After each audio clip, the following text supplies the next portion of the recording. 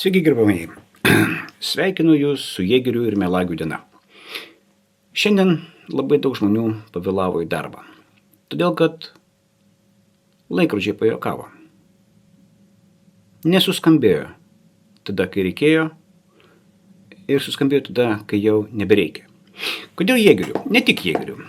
1995 metais nuo Geležinio Vilko brigados buvo atskirti du batalionai. Tai Dragūnų batalionas ir Jėgerių batalionas. Jie tada dar ne visai taip vadinosi.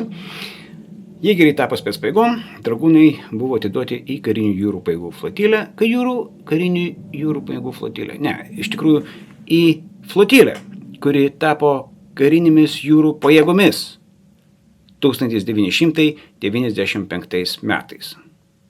Taigi dabar anekdotas.